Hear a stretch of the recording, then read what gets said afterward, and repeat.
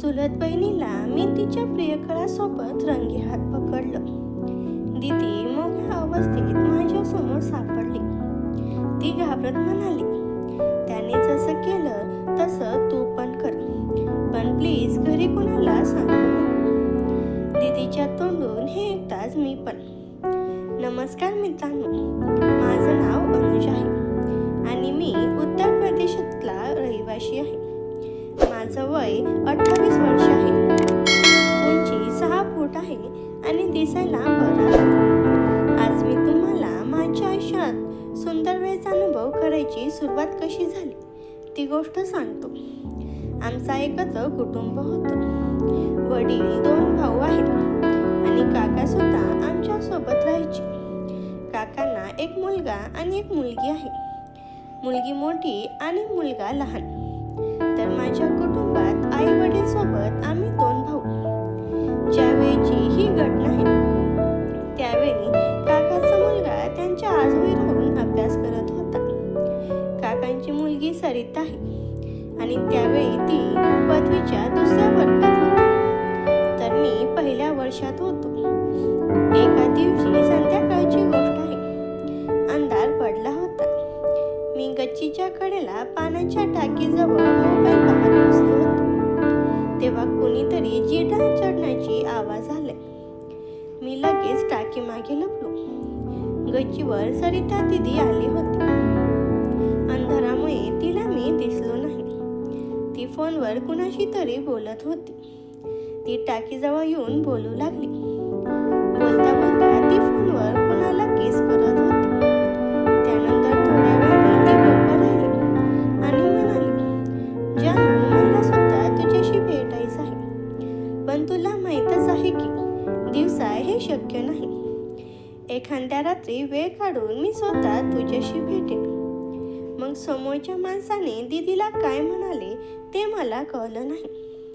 मग दीदीने उत्तर दिलं, ठीक आहे, मग आज रात्री मी तिथेच भेटेन. त्यानंतर थोड्या वेळ दीदी तिथेच उभी राहून बोलत राहिली. मग ती खाली उतरली.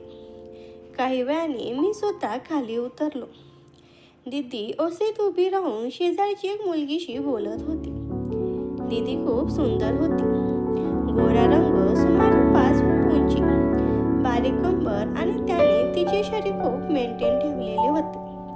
तिला पाहताच कोणताही पुरुष एक नजर तिच्याकडे नक्की बघणार अशी कमाल होती. निरागस चेहरा आणि डोळे तर मारक होते. एकूणच दीदी एकदम सुंदर होती. तिला पाहिल्यावर कुणाच्याही मनात फक्त तेच विचार येणार. माझ्या पण मनात खूप काही विचार यायचे, पण ती माझी मोठी दीदी असल्यामुळे मी दुर्लक्ष करत होतो. माझ्या मनात संभ्रम होता की जर मी दीदीला कोणासोबत पकडलो तर काय करावं. मी काही निष्कर्यापर्यंत पोहोचत नव्हतो. जेवण झाल्यावर सर्वजण आपापल्या खोलीत झोपायला गेले. खोलीत आल्यावर मी दरवाजा थोडा उघडा ठेवला आणि तिथेच उभा राहून दीदीच्या खोलीच्या दरवाजाकडे पाहू लागलो. सुमारे 10 वाजता दीदीच्या खोलीचा दरवाजा हळूच उघडला. मग दीदीने बाहेर येऊन दरवाजा हळूच लावला. त्यानंतर ती घराच्या मागच्या गल्लीत जाऊ लागली. मी सुद्धा दीदीच्या मागे अंतर ठेवून जाऊ लागलो. माझ्या घरामागे 4 घरानंतर एक गच्च घर होतं. ते कोसळलं होतं आणि तिथे कुणी राहत नव्हतं. दीदी त्या घरासमोर पोहोचली तर पंकज तिथे आधीपासून तिची वाट पाहत होता.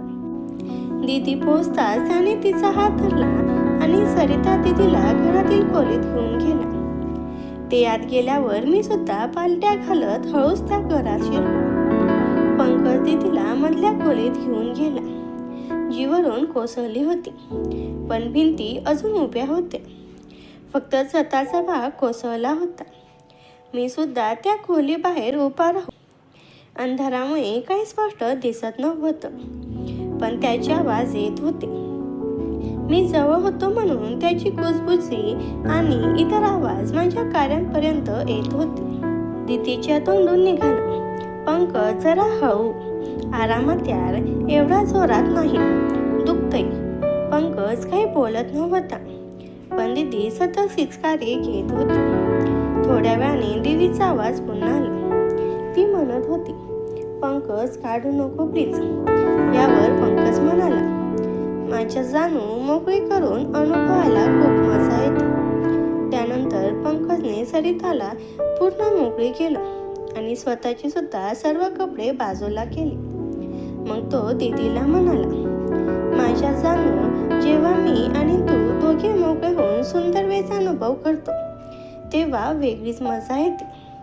पंकजने सरिता दीदीला तिथे जमिनीवर टावेलवर आडवं केलं आणि तिथेच तिला सुंदर वेळचा अनुभव द्यायला लागला. त्या आवाजाने त्यांचा दोघांचा कामुक शिस्कारे ऐकून आता मी स्वतःला थांबवू शकत नव्हतो. मी हळूच आवाज दिला, दीदी. हे एकटाच दोघे घाबरून उठले.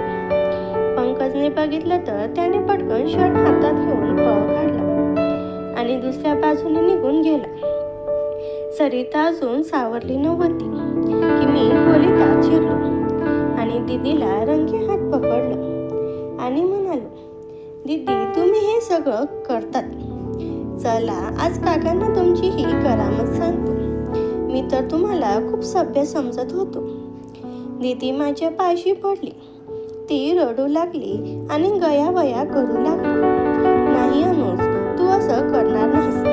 तू वडिलांना सांगितलंस तर ते माझा जीव घेतील. प्लीज कुणाला काही सांगू नको.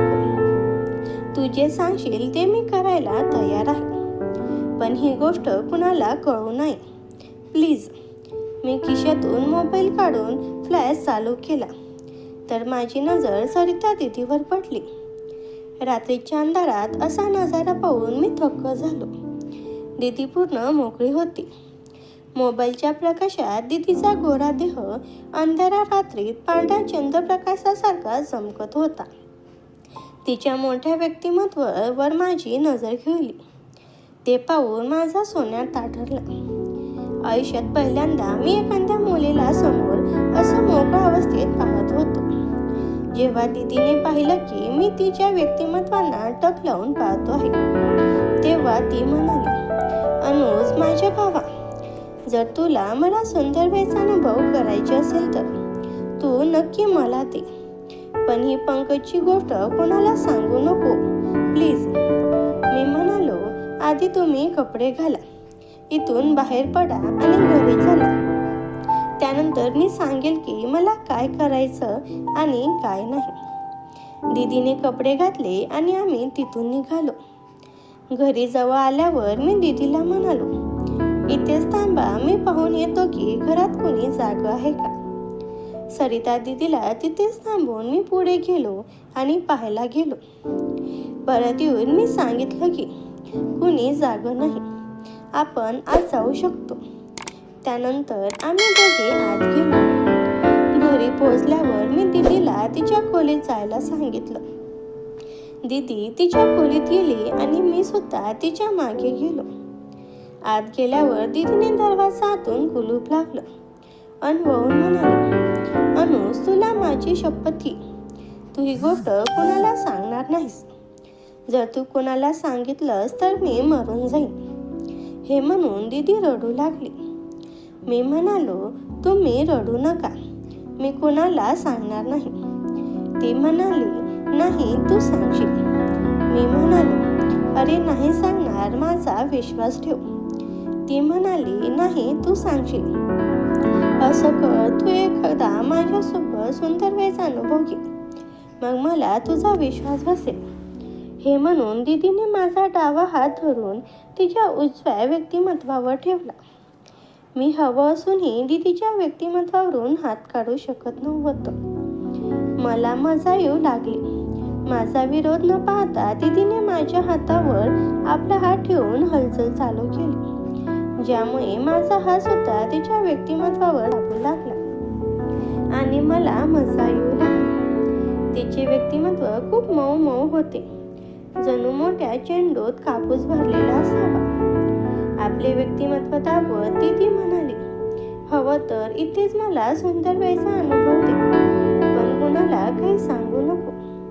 ती सतत आपले व्यक्तिमत्व दाबवत होती. तिच्या डोळ्यातून अश्रू गळत होते आणि ती म्हणत होती, अनुज प्लीज काहीही कर, पण पंकजची गोष्ट कुणाला सांगू नको. सुटलं. मी खूप लाजलो. काही करण्याआधीच माझी कवर ओली झाली.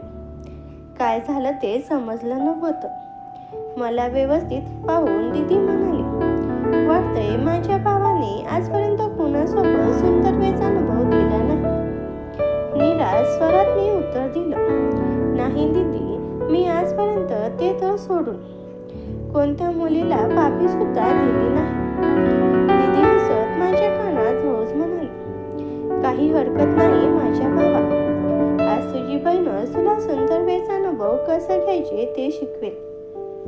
त्यानंतर दीदीने माझे सर्व कपडे वाजवून केले आणि माझा सोन्या हातात घेऊन थोपाटायला लागली. दीदीच्या मऊ हाताचा स्पर्श होताच माझा सोन्या लवकर पुन्हा ताठरला.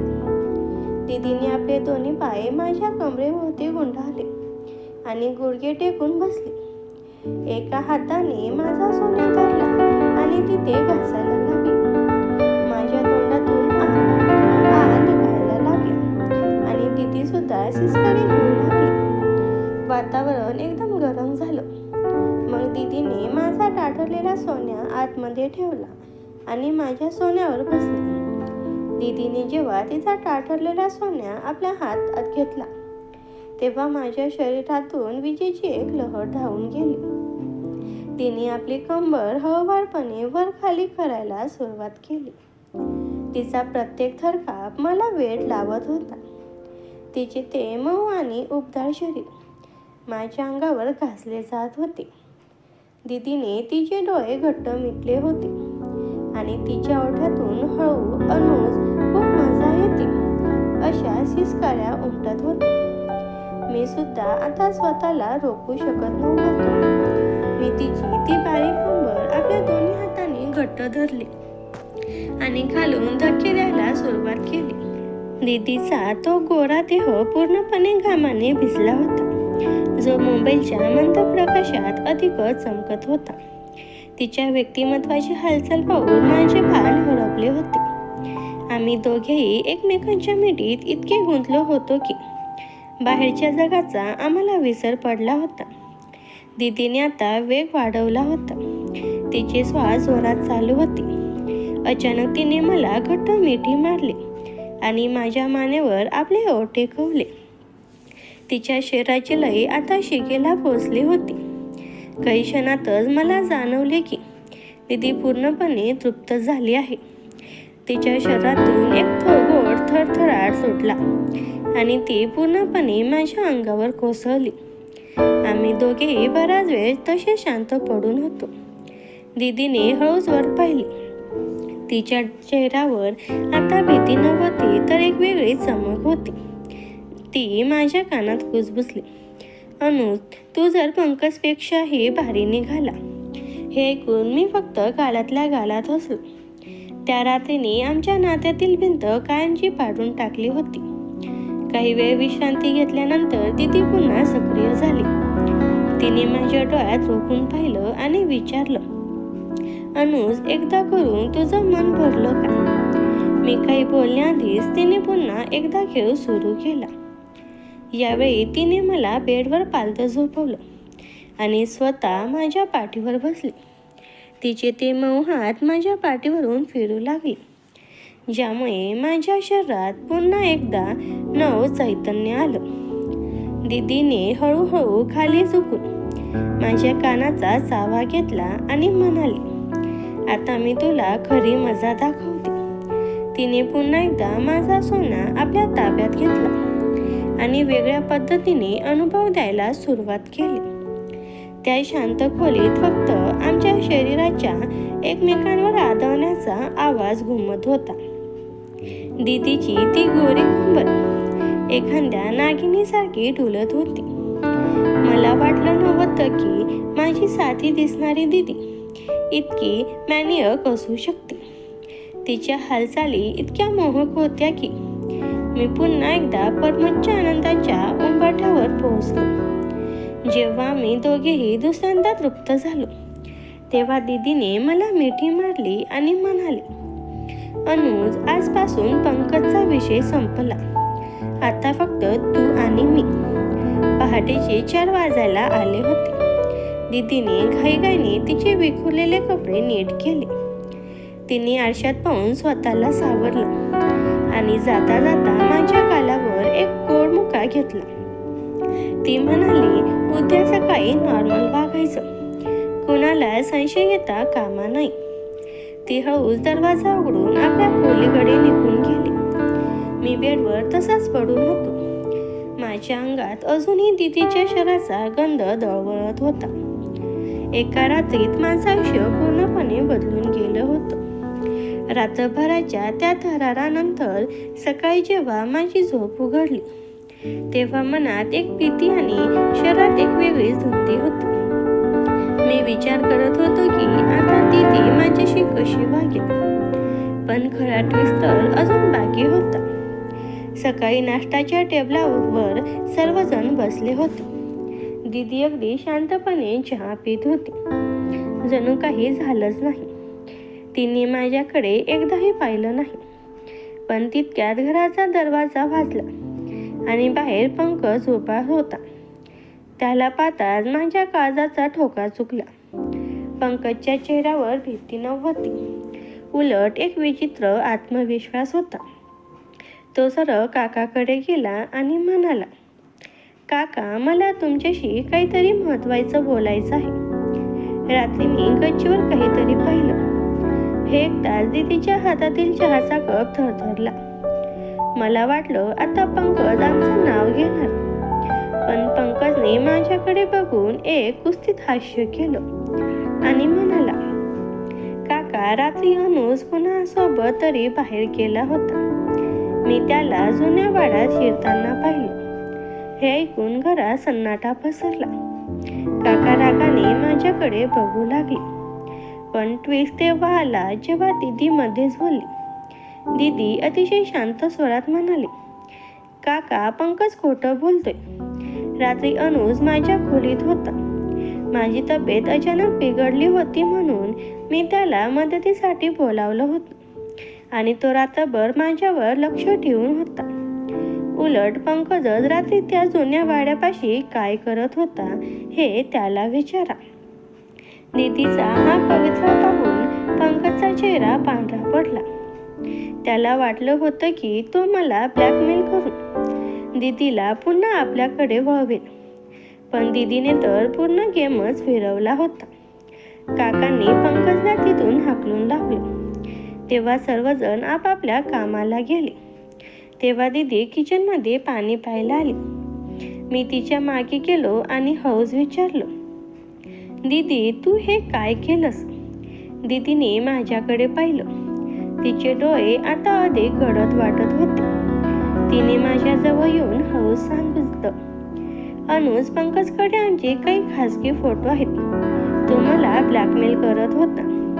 काल रात्री तू तिथे आलास म्हणून मी वाचले. आता तो फोटो मिळवण्यासाठी मला तुझी मदत हवी आहे. कोणत्याही परिस्थितीत. मला आता समजलं की ही फक्त एका रात्रीची मजा नव्हती, तर मी एका मोठ्या संकटात आणि खेळात ओढला गेलो होतो. आता पुढे काय होईल?